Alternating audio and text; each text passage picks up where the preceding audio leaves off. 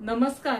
काव्ययोग काव्य संस्था पुणे आयोजित महाराष्ट्राचा लाडका कवी यासाठी मी अनुपमा ढमाळ कविता सादर करीत आहे.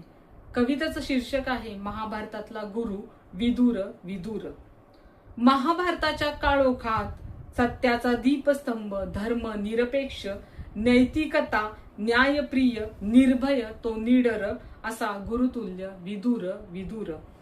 नसे त्याच्याकडे शस्त्र, नसे त्याच्याकडे शस्त्र, ना धनुष्य ना सिंहासन, ना धनुष्य ना सिंहासन, फक्त त्याच्याकडे धर्म नीती विवेक आणि सत्याचे आसन.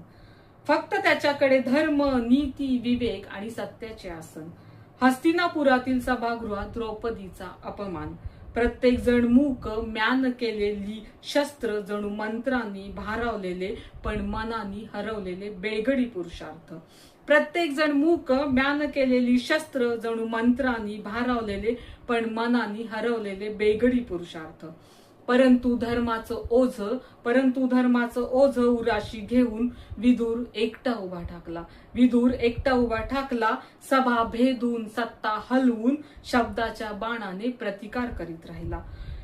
सभा भेदून सत्ता हलवून शब्दाच्या बाणाने प्रतिकार करीत राहिला. अधर्मी दुर्योधनाचे नाकारून आमंत्रण, न्यायप्रेमी विदुराच्या सदनी आला विचारमग्न कृष्ण. विचारमग्न कृष्ण. सत्यधर्म हाच मार्ग, मनाशी केला निर्धार. शांतीदूत होऊन पांडवांचे मांडले, युद्ध न घडो हाच विचार. जेव्हा धर्म नीती सत्य सर्व काही या जीवनी जळती, जेव्हा धर्म नीती सत्य सर्व काही या जीवनी जळती, तेव्हा पावलोपावली आठवावी विदुर नीती. अधर्माला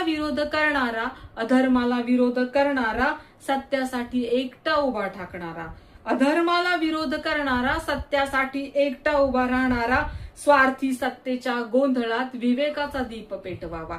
स्वार्थी सत्तेच्या गोंधळात विवेकाचा दीप पेटवावा.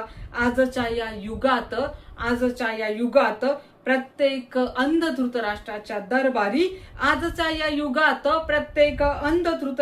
दरबारी सत्ता गेली तरी माणसं टिकवून ठेवणारा एक तरी विदुर असावा. धन्यवाद.